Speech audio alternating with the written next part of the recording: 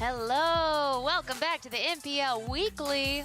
We're just here hanging out, going over the weekly matches that we think are super special and cool. Want to share with you all the details.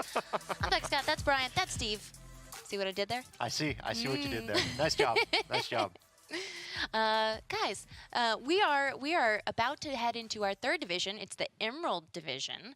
But also want to mention, right after MPL Weekly, you can stay tuned for the Magic Online Championships casted by some buddies of ours. So make sure that you never, ever leave your computer and watch this channel forever. Let's check the Emerald standings. Yeah, that's a great idea, Becca. Let's see the player list. Oh, I jumped the gun there, but we could talk about how Brad and Yasooka are about to go up against each other. Shota, Yasooka, and Brad Nelson. That's going to be the next match that we see. But here we are seeing their head-to-head. Talk me through it.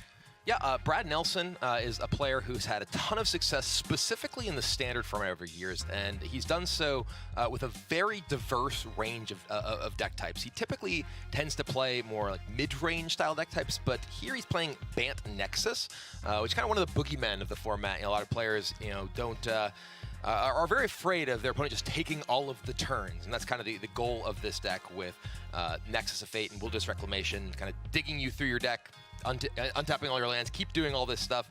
Shota Yasooka is a player who is also sort of renowned for playing very interesting decks over the course of his very storied career. And he is playing Bant-Midrange, which is very similar to the version we just saw Ken Yukihiro using. Really impressive lifetime earnings for these guys as well. Now let's see Brad Nelson's Bant-Nexus. Bant-Nexus, you see it right there on your screen. That key card is actually Nexus of Fate. One of the biggest. It's why the deck is named Bant-Nexus. It's true. Kibler, talk us through this deck and sort of what the purpose of. How does it win? How does this deck win, Kibler? So fundamentally, this deck is looking to use Wilderness Reclamation and Nexus of Fate. It generates a bunch of mana with Wilderness Reclamation, can start using Nexus of Fate very early in the game by untapping, floating mana, using your mana during your end step before the Wilderness Reclamation effect happens, floating your mana again, casting your Nexus of Fate, taking an extra turn. If you do that once you have Search for Iskanta flipped into Iskanta the Sunken Ruin, and in particular with Teferi, Hero of Dominaria, you can just kind of keep digging and finding more Nexus of Fates because Nexus of Fate shuffles into your deck. And then eventually you can just use, like, say, your Deputy Detention to just kill your opponent, or usually your opponent just concedes.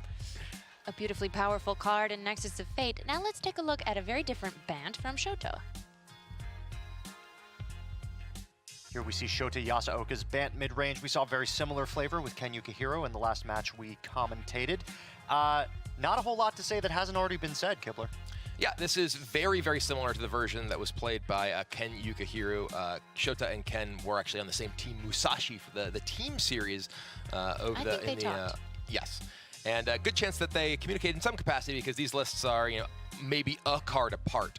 And going to be very similar to what we saw before. In this matchup, though, one of the key cards here is going to be Frilled Mystic, giving him the ability to interact with sort of the big things that Brad's going to be trying to do, along with Deputy Detention and Teferi Time Raveler. Teferi stops your opponent from being able to do anything at instant speed.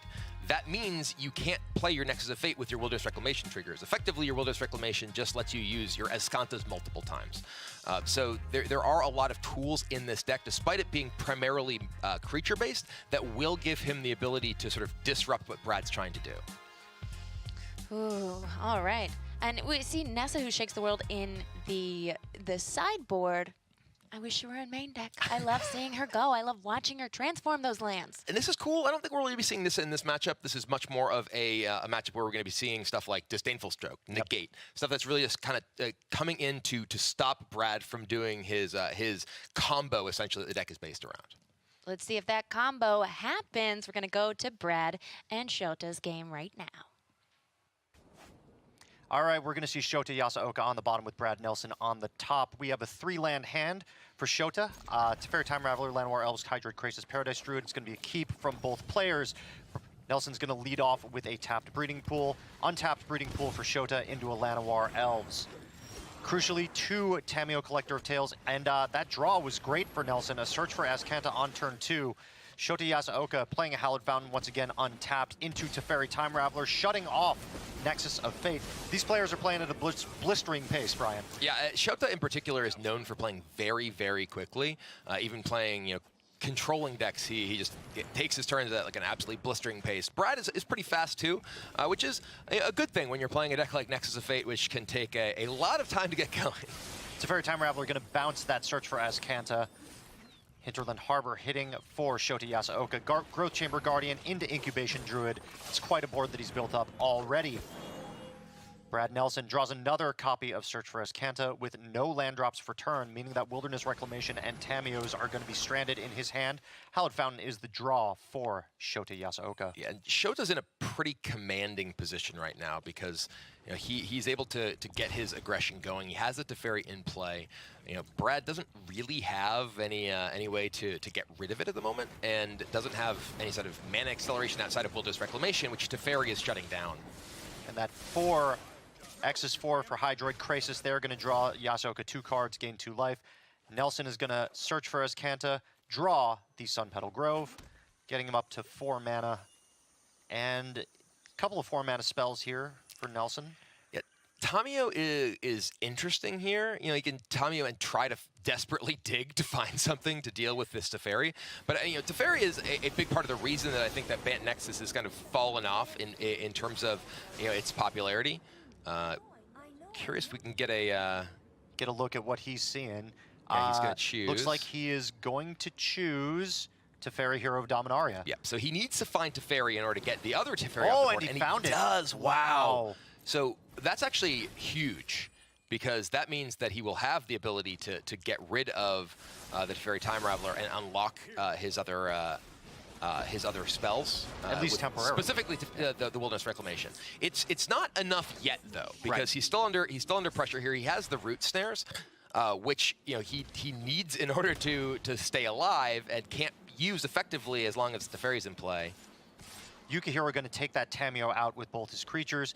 Hydroid Krasis is the card that Vivian found off of her -2.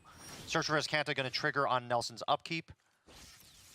And that is going to be a Chemister's Insight going to the graveyard that can be jump-started later. Hinterland Harbor, the draw for Nelson. And now, this is definitely a very tough spot. He has the Teferi, which does give him an answer to the opposing Teferi Time Raveler in the form, the Teferi Hero of Dominaria. But playing it now, tucking the Teferi Time Raveler doesn't really accomplish much. His Teferi just dies, and then Shota will redraw his Teferi in a couple of turns. He does have the ability to get out the Wilderness Reclamation first, which is what he's going to do. Yep. Although, this is interesting because it sort of, he's going to get his lands untapped, but he can't actually play anything here thanks to the Teferi Time Raveler at the end step, right? And it's going to be a Paradise Druid coming down at the end step for Shota thanks to his Vivian. And a 3rd Paradise Druid drawn during his draw step on his turn. Man, we were talking about the ability to flash in creatures, the ability to ramp at instant speed. Pretty desirable, especially when you've got a Hydroid Krasis off of Vivian's -2. And I mean, now they can actually just use the Teferi Time Raveler to bounce the Wilderness Reclamation. So that didn't do a ton for Brad other than sort of force the Teferi to minus, which incidentally gives Shota a card draw anyway. And that card is a Frilled Mystic, which is also pretty relevant here.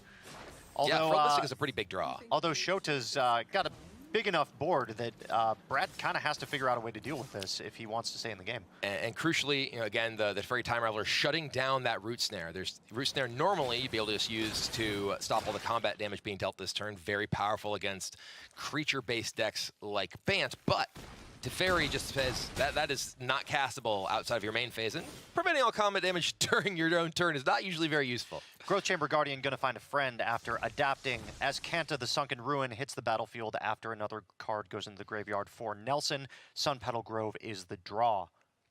And yeah, there's just not really much that Nelson can do. He can use his Teferi, now tuck the opposing Teferi. That leaves him with the Root Snare up. He still has 2 mana, but Frilled Mystic, the draw, stops the Teferi, and yeah, we see Nelson's the concession coming out from Brad. Shota Yasooka with a commanding start there is going to take that game 1. And we're going to get ready for game 2.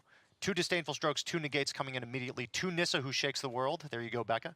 And then we've got Nelson bringing in, it looked like, I couldn't see it quite clearly. He's going very quickly.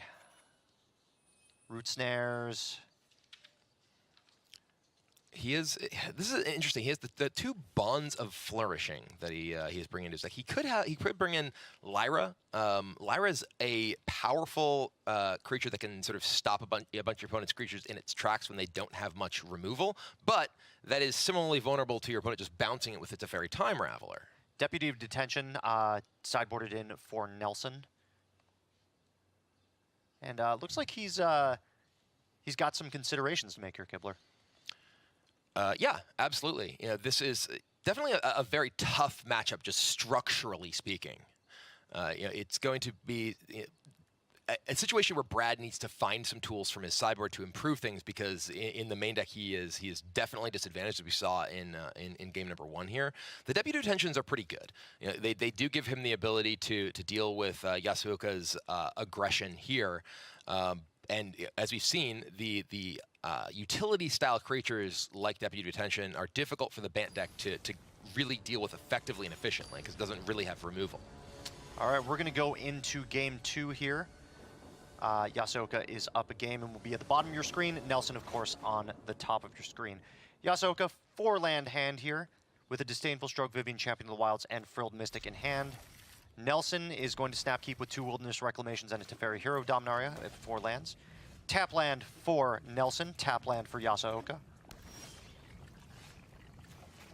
Nelson plays another Breeding Pool tapped. Yasooka draws a Growth Chamber Guardian. It's a pretty big draw. Yeah, Growth Chamber Guardian is very strong here because it gives Yasooka a pretty big threat right away that crucially also just lets him hold up mana for Disdainful Stroke.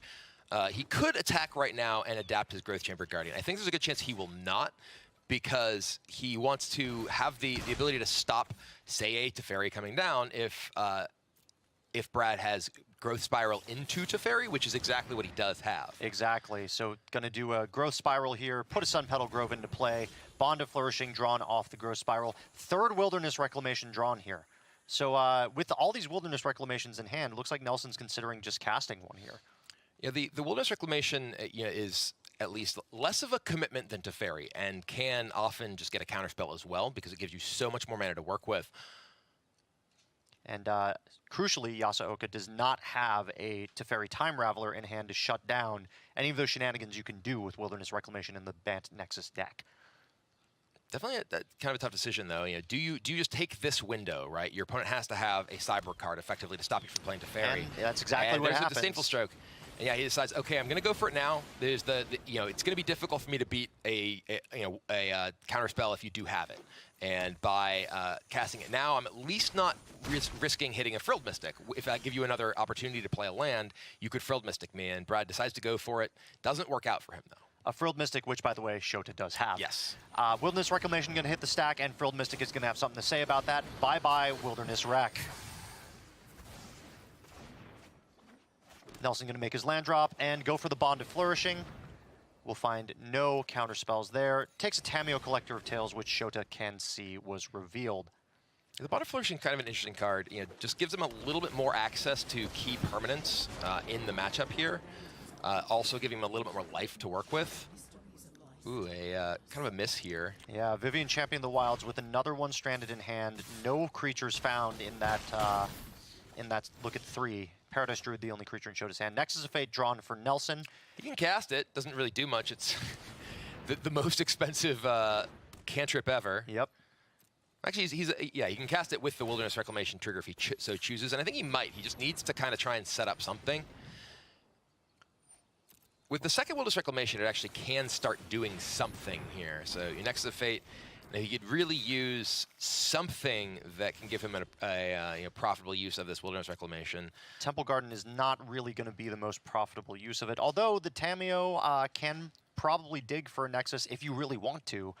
A lot of things Tamiyo can dig for, but Nelson's deck is pretty large, and that's only look at 4 cards. Yeah, Tamiyo is pretty unlikely to hit any specific card. does fill up the graveyard, so if he finds Search for Escanta, he can pretty much immediately get Escanta online, which is obviously very powerful, especially with multiple Wilderness Reclamations. But Shota is trying to make sure that Brad does not get that time. The one thing that Tamiyo cannot get from the graveyard, of course, is Nexus of Fate, because it gets shuffled into the deck when it goes in the graveyard from anywhere.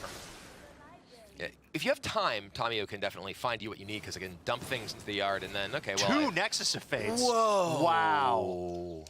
Oops, an oops from Shota. Wow. That's a crazy find. And with the Wilderness Reclamation and a second one with Tamiyo, this is going to start to be really powerful for Brad.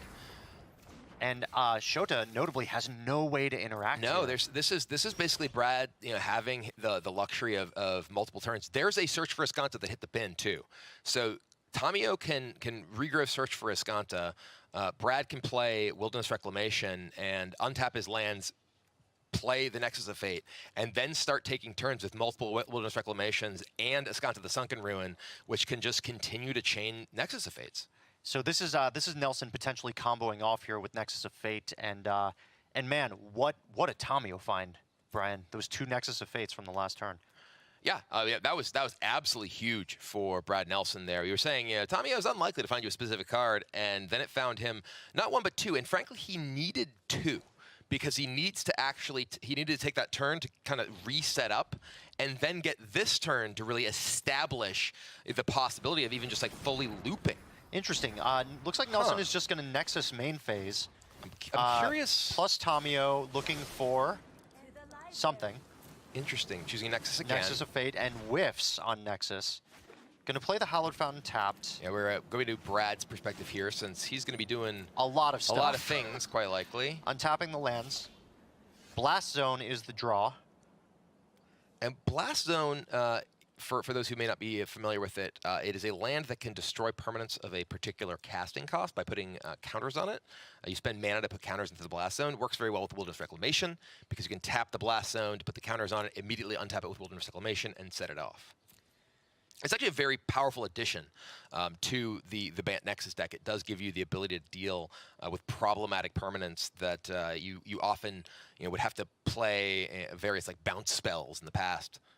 I think Brad's in a pretty strong position here. Return target graveyard from your hand, going to Tamiyo for Search for Escanta. And I'm a little bit surprised he didn't do this last turn. And this is sort of what I was expecting, and I'm not sure what the thought process was necessarily, because now you can search and play Wilderness Reclamation. But if he had done this last turn, I believe he could have minus the Tamiyo, gotten the search, played the search with the second Reclamation, cast the Nexus, and then started his turn with Escanta. It looks like Brad is going to go ahead and put two counters onto Blast Zone. Wilderness Reclamation is going to untap everything. And Blast Zone is now live. Paradise Druid going to get flashed in from Vivian, Champion of the Wild. Shota finally gets to take his turn. Vivian going to -2, try to find something once again. And Disdainful Stroke is the draw for Shota, which is pretty big. Paradise Druid, at least it's a creature, but Vivian is going to hit the bin for another one to be played. The Disdainful Stroke is a pretty big deal for Shota here. It does give him the ability to stop an individual Nexus of Fate or a Teferi. So that was a very important thing for him to find. Vivian's going to say, let's take another spin, see if we can find another creature. Finds another creature. It is another mana creature. It's also another 2-cost creature when there's a Blast Zone with 2 counters on it at the moment. Feels bad. Yeah. Feels pretty bad. And looks like Tamiyo is going to hit the bin here.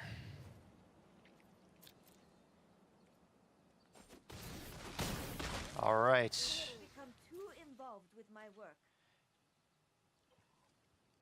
All right, well. Brad's thinking about whether he wants to pop this Blast Zone, I believe. Well, Blast Zone right now, it's non-land permanents with that cost, right? It would kill a Search for Escanta? It would, I believe. So I would be surprised if he chose to pop that before that flips into a land. Gonna go to his turn. Upkeep trigger for Search for Escanta. What do you know? We found Escanta.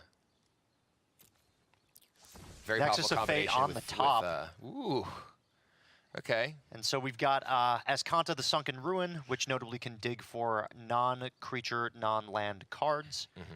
And is especially powerful with Wilderness Reclamation. And this is actually a pretty powerful test spell to possibly resolve this Nexus of Fate, because if this resolves, it gives Brad additional looks with that Escanta for more spells. And so now, yeah, the bait's going to work. The Disdainful Stroke's going to hit it. I mean, it's interesting because, like, yes, it's bait, but it may even be, like, long-term if the game goes, like, a few turns, more powerful than an individual Nexus of Fate. And of note, that is the second Wilderness Reclamation to hit the bin. So Brad only has one more left in the deck, barring any Tamiyo shenanigans of getting one back. But Cruci already has one in play. Yes. And yeah, he doesn't necessarily need more than one when you have a lot of land, and that he does. Wilderness Reclamation trigger is going to go on the stack as Kanta trigger before the untap. Another Nexus of Fate. Wow. Floating some mana. And I believe it looks like he has 3, lands. 4, 5, 6, 7, 8, 9, 10. So can he Nexus of Fate and I think he can Nexus of Fate and Escanta here. Again. Wow. So this is really where things get totally nuts. That you just kind of start and there's another Nexus of Fate. So here's where the deck starts to go off, and we're gonna see Brad Nelson take a lot of turns. Deputy Detention. Let's just forget Yasooka's here. We'll remove his perspective entirely. You know, he's not gonna be doing anything. So another Nexus of Fate revealed from Escanta the Sunken Ruin. Brad will of course put that into his hand. Gonna go ahead and end the turn with 3 Nexus of Fate in hand. Blast Zone adding a few counters. Looks like. I do want to say, it's a little ironic that Brad's avatar is Domri. It's like he's the one who's just like, smash all this, Azorius nonsense. It's like, dude, you're going to play a Deputy of Detention while taking all the turn. You're not smashing anything. Growth Spiral is the only non-creature, non-land card to hit. Use that Growth Spiral to draw a card. It's a Blast Zone. Put it right into play. Pass to his next turn. Temple Garden's the draw with 2 Nexus of Fate in hand.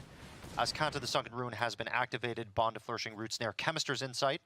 Chemister's Insight notably can draw him a number of cards, hopefully digging closer to that Teferi to hopefully ramp up to that Teferi emblem and end the game.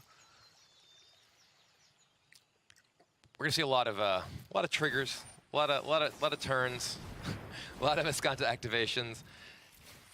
This is where, like, if you're just kind of playing a game on ladder, you might be like, okay, fine, I can see it. You have a bunch of extra turns coming up. You're gonna keep digging, keep doing all these things. But this isn't ladder. This is the Magic Pro League. There's a lot at stake for these players. And Nelson, wow, is actually the concession. Anyway, it is. Wow. Okay. So Shota, despite this being a very high, high pressure, high profile event, is going to say, I have had enough. All right, Shota. I don't blame him. And I appreciate that. That's good, right? It's like you want to get your games in, but you want to actually be playing Magic in some ways.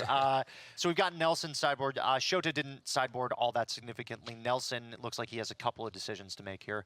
God Eternal Kefnet going to come in. New card from War of the Spark, the God Eternal. That is a 4/5 flyer. Reveal a when you draw your first card for the turn, reveal it. If it is an instant or sorcery, you copy it, and the copy costs 2 less to cast. I think this sort of alternate sideboarding strategy here, may have something to do with just the fact that what he has seen from Shota in the first game, and sort of trying to figure out how best to kind of catch him off guard with precisely how he is taking his deck's direction.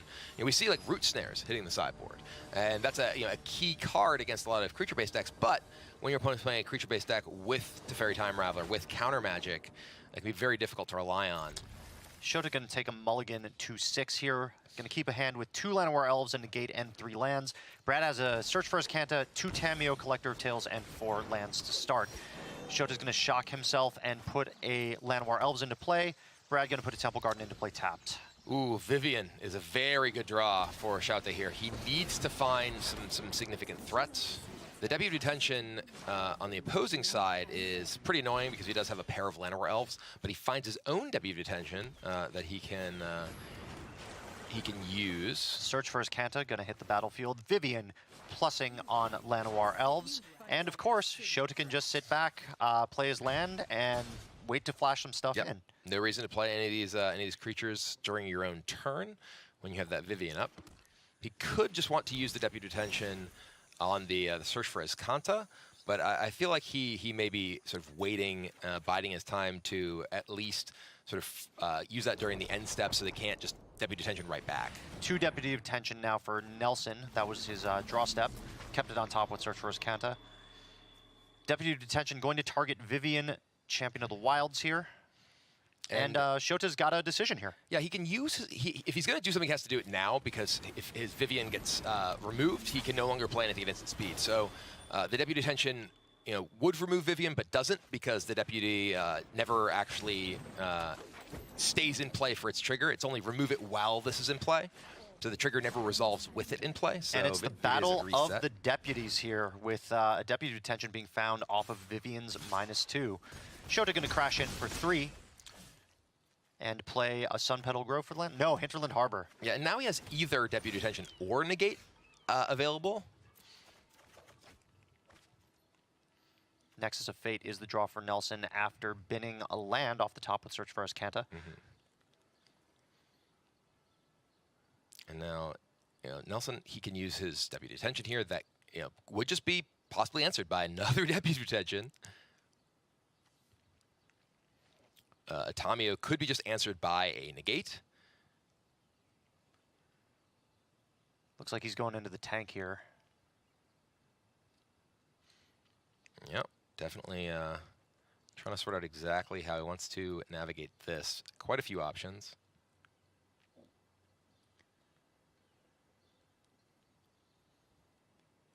So if you're Shota here, you've got the negate up. What are you looking to save that negate for? Are you just going to negate anything that Nelson plays that, like Tamio, for example? It looks like that's what he's choosing. Tamio does have a lot of loyalty and does run the risk of your opponent finding more powerful things. But at the same time, you don't really have much else going on. So if your opponent, say, plays Teferi, you'd be very happy if you had a negate available for that. But at the same time, you don't want to let your opponent find it Teferi if they don't, and you're largely relying on just sort of beating your opponent before they assemble everything. Well, and this damage that Brad's taking is certainly adding up, right? Even though they're only 1/3s, 2/1/1 Llanowar Elves, Brad's at 11. Like, yeah, pretty healthy, but starting to get down closer to needing to make something happen. There, the Deputy comes down. And going to exile the Deputy. He's going to target the Deputy, which would put another Deputy into play. Right. And which is interesting, because if this resolves, Shota can just Deputy back, which is now this Deputy comes into play, targets the Llanowar Elves, but now Deputy can come down, hit both Deputies, so he hits Deputies, and then he gets his Deputy back and gets to hit search for his Kanta as well. Oh, Deputy of Detention. There's some craziness going on here. I'm having memories of when Detention Sphere from Return to Ravnica was played in Standard, and you would get crazy lines like this. Well, the funny thing is, if this Deputy hits Vivian, if he targets Vivian with this, I guess you still can't let it go, because you, it's going to target that. Getting the 2-for-1 seems pretty important here. I mean, it's ultimately not going to do anything because of the Deputy if he chooses to use it here, which I suspect he will. Yeah, going to play an Incubation Druid. Let it resolve. Which doesn't necessarily matter at this point, but... Yeah, and we're going to see Deputy come out. And yes, Deputy will hit 2 Deputies, and which gets your Deputy and your Elves back, and hits a search for Escanto when your Deputy comes back. What a blowout. And now, with the... We're going to see a minus of the Vivian. He can try and find just a Frilled Mystic, for instance. Another Deputy of Detention. All right. But now, going to adapt the Incubation Druid and just send in for 7 damage here, putting Brad Nelson down to just 4 life. Oof. And Brad, he doesn't have the mana to even cast the Nexus of Fate. He does have the Blast Zone, but it only has 1 counter. There's a Wilderness Reclamation, but I don't think this... I believe it's gonna 1 mana short to cast the Nexus. He needs to be able to... Well, no, he can with the Wilderness Reclamation. He can cast Nexus of Fate, right? He casts Wilderness Reclamation now, and then he floats 2, gets to cast the Nexus to Fate. Right. Oh, and then he can actually use the Blast Zone during his extra turn. Which would get rid of the Deputy of Detention. Right. Yeah, a second Blast Zone. Oh my God! Wow. This is Wow, this turned around on a dime. Yeah, My the goodness. Wilderness Reclamation here. So with the second Blast Zone drawn 2, he actually only needs to get the Deputy of Detentions, right? He can put 3 counters on Blast Zone, or 2 counters on Blast Zone, untap it, fire it off, kill both Deputy Detentions. Deputy Detentions come back, remove the Llanowar Elves and the Incubation Druid. And we're seeing just the sheer power of Blast Zone in this deck in combination with Wilderness Reclamation. This is crazy. All right, so Brad has put the counters on his first Blast Zone in order to use it after the Wilderness Reclamation trigger untaps the lands. Yep. Gonna float some mana here. Mm-hmm. And then, yeah, if he fires off the one that has 3 counters, costs 3 to destroy, destroys both Deputy Detentions, which brings back 2 Deputy Detentions. And Search for Azcanta. Yeah, and the Search for Azcanta, removes everything that Shota has in play. And Shota has a Deputy Detention in his hand. This is the craziest deputy. It's like deputy. They're sheriff's deputies, and they're literally just going out there. It's like, I didn't shoot the sheriff, but I shot a lot of deputies. I really did. There were so many. Growth Chamber Guardian is going to be the draw for Shota. And the crazy thing here is the second Blast Zone draw. Right. This Deputy Detention, well, you can hit these Deputy Detentions, but that Blast Zone can just go off again on Deputy Detention and just reset to where we are. So it looks like that deputy is going to take maybe the Wilderness Reclamation here. Okay, yeah. I think that hitting something here that is not Deputy Detention is going to be what Shota's looking to do, because just like we were saying, the Blast Zone would allow those deputies to just come back. So not really going to cut it. But this does leave Shota with the Growth Chamber Guardian that can become a 4/4 against 2 things that can't block it. Right. But again, Blast Zone. And here we've got Nelson. Nelson is still at 2 life. Crucially, this is he has to be really careful about how many attackers are still on the board, how he uses his Blast Zone. Probably going to be very important here. So it looks like Wilderness Reclamation is going to be the target for Shota's Deputy of Detention. Blast Zone going to put looks like a counter on there. Search for Azcanta. Triggers. Search for Azcanta to the graveyard. Draws a card. It is a Glacial Fortress. And now, the Blast Zone is an interesting decision for Brad at this point, because if he doesn't Blast Zone now, there is the threat of the Growth Chamber Guardian getting more Growth Chamber Guardians. So Brad has dragged Tamiyo, Collector of Tales, out to the battlefield, hovering over it, thinking, do I want to cast this right now? I don't have my Wilderness Reclamation. Gonna cast the Tamiyo, Collector of Tales. And going to choose a non-land name. You will find my notes helpful. What is he going to look for? Looking for, I really hope, Deputy of Detention. Got a theme to this game. Yeah, it looks does not like find one. does not. Interestingly, there's only a single copy left in his deck, right? Because there's a. There are. Oh no, there's 2 more copies. There are 2 more copies. I was Playing looking the full at form. at Shota's graveyard in the bottom left there, thinking that was one in Brad's deck. All right, back to Shota. Growth Chamber Guardian gonna get in here. And of course, Brad must block. So I think part of the sort of Tamiyo there was actually he's looking to just fill up his graveyard for that Search for Azcanta. Sure. So he may even just wanted to miss in order to ensure that his graveyard gets big enough. He's going to have to chump block with this Deputy of Detention here. Gives back the Incubation Druid, which crucially is another 2-cost creature. So his Blast Zone will be able to deal with the Incubation Druid and the Growth Chamber Guardian. And he's going to flip the Search for Azcanta, so he'll be able to fire off that Blast Zone safely. Growth Chamber Guardian, of course, not going to get committed to the board due to the fact that that Blast Zone is on 2. Yeah, and crucially again, that Growth Chamber Guardian represents more creatures that are all lethal. So Brad's really in a precarious position here. Search for Azcanta, though, will flip this turn. And obviously, in addition to becoming Escanta the Sunken Ruin, it is no longer a 2-cost non-land permanent, so it is no longer vulnerable to getting blown up by that blast zone. Right. Sun Petal Grove is the draw for Brad Nelson. Not going to be a huge amount of help here at the moment when he's facing down a Growth Chamber Guardian in hand that can continue to grab other copies of itself from Shota's deck. Looks like Brad is going to plus Tamiyo here. Maybe we could take a look, see what he's going to get. Oh no, minusing. All right. Hovering over Teferi Hero of Dominaria. Yeah, Teferi gives him an immediate answer if he doesn't want to have to use the blast zone. He can also just go digging and start drawing cards and keeping himself with that blast zone up. I believe he has enough mana to do that.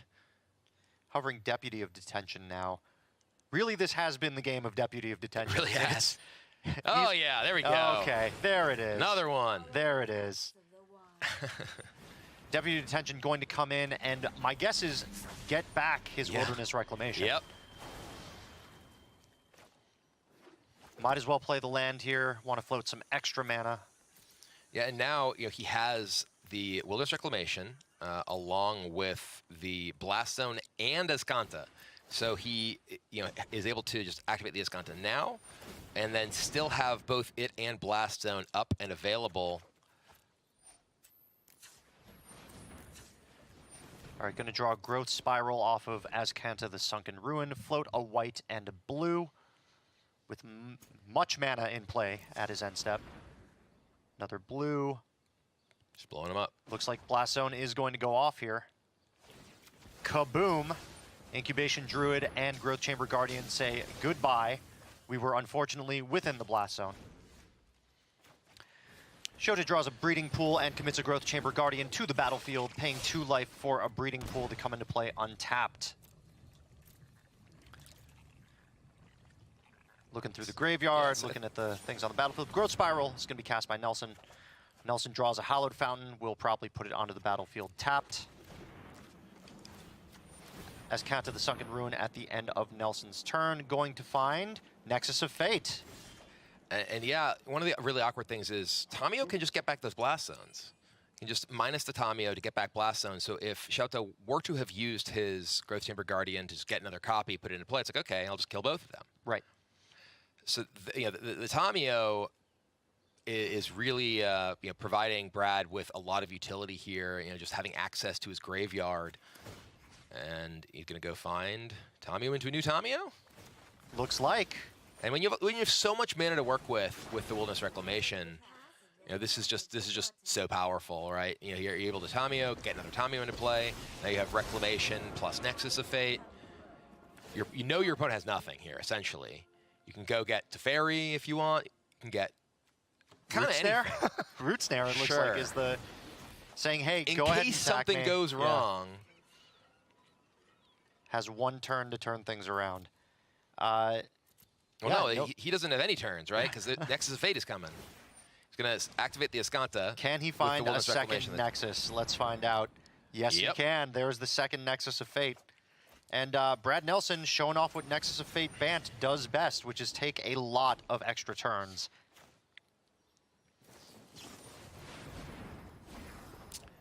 Let's do the Nexus of Fate again. That's how the time goes, right?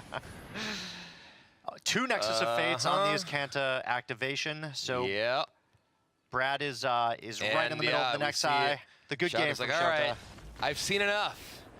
Brad Nelson winning with Bant-Nexus. Wow. Beautifully done. That is such a complicated, intricate deck, and it's like a ballet. Oh, there's a lot going on. There's a lot going on there, certainly. And I really think that the superstar of that game was Blast Zone. Absolutely. We or saw Deputy of Detention. Well, Deputy Detention. The game. There's a lot of Deputy Detention stuff going back and forth, but the game that made, or the card that made it so possible for Brad to take over that game from a very precarious position was the Blast Zone, because he was able to use the Wilderness Reclamation to just fire off the Blast Zones like in kind of consecutive turns, or even the same turn, he played it, right?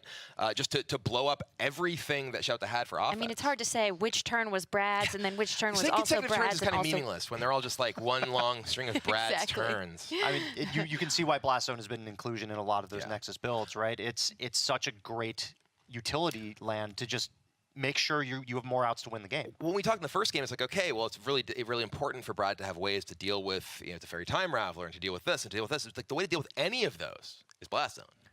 Notably, Blast Zone, an ability, not an instant. So gets around to Fairy Time Raveler pretty nicely. Pretty nicely. Now what we want to do for you guys is recap some of the other Emerald Division matches. So we're just going to talk about them, and we've got a head-by-head here. This is Grzegorz Kowalski and Very Alexander nice. Hain. Very I worked nice. on it. I worked on the pronunciation there. So we've got just a little summary of what happened here. We have Grzegorz with his Bant-Midrange, and then Alexander Hain with the mono red. And let's see, so that mono red it was really a highlight reel for Experimental Frenzy. You get that card out, and just everything you draw can sometimes just go in your favor. Yeah, in the first game there were a lot of interesting opportunities for Kowalski with his Bant deck, but the Experimental Frenzy really had a couple of big turns that ended up finishing him off. And then in the second game, despite Cyberdyne some removal effects, the mid-range deck just really couldn't deal with the efficient mono-red creatures from Hain, and Hain was able to win the match 2-0. Yeah, very impressive win from Hain there. But Kowalski did very well last week. So, you know, I think maybe he's learning a little. He brought that Demir deck last week, and then the Bant as well this week, as well as everyone else who brought Bant this week. Popular deck this week, So for sure. maybe Very he'll popular. be reconsidering which deck to bring in the future. We'll see, or maybe he's going to try with the Bant some more. But yeah, an impressive win from Hain there. Yes. We have another recap match we want to show you guys. This is Martin Yuza, and Yasooka again. Yeah, this is actually a match that was a sort of makeup match from last week. This is why the players are playing different decks. We just showed that he wasn't playing Sultai Midrange, he was playing Bant. But this was a match the players couldn't quite find a time to schedule last week, so it was played going into this week. And in the first game, it was just kind of a blowout. Shota never had a second land, and if you've ever played against Mono Red and missed a land drop, you know how that works. Feels extremely bad. That's how it works. And it looks like Yuza came back from nothing against Yasooka's 10 life, and Ugin with a Rekindling Phoenix, and of course, everybody's favorite, Tybalt, and some Devil tokens. That rakish instigator. I don't know if I'd say of course when it's like, oh, of course he won with Tybalt. That's not really something people think, right? People think it all the People are time. It just fans of doesn't Tybalt. happen. But crucially, Tybalt does have the power of shutting down the life gain from Wild Growth Walker, which Right. can be a huge problem in a long game against a deck like Sultai Midrange. So that the demons, sure, they're part of it there, but that card's more in the sideboard in order to stop those big life gain effects. Yeah. Definitely. Now we have another summary of this entire division, so let's hop over to that now. Hello everybody, I'm Corbin Hostler, here to break down the Super Week here in the Emerald Division for you. First of all, Seth Manfield knocked out Christian Hauck in the Mono Red Mirror. There was some pretty crazy back and forth dancing between Chandra Fire Artisans. It's the War of the Spark Planeswalker that no one wants on the board, but no one really wants to kill either, thanks to the static ability on that Planeswalker. In the end, Seth knocked out Hauck in 3 close games. Manfield kept it up from there, knocking off fellow Hall of Famer Shota Yasooka 2-1 as his red deck was able to run over God Eternal Oketra just in time. That gave Seth his second win of the week and means he's perfect so far this split. Joining him at the top is Martin Yuza, who had a very busy week. In addition to winning the match you saw against Yasooka, he also took Alexander Hain in a Mono Red Mirror and took down a third match this week against Matt Nass, who fell to Kowalski. But here's what you need to know. Martin Yuza, Seth Manfield, Brad Nelson. They're all off to perfect 3-0 starts and lead the way here in the Emerald Division for the War of the Spark split after 2 weeks of play. Matt Nass and Shota Yasooka represent the other end of that. They're 0-3. But hey, in a field like this, a field as strong as the MPL, if there's always going to be somebody who has to go 0-3, right? And in this case, just happens to be those two.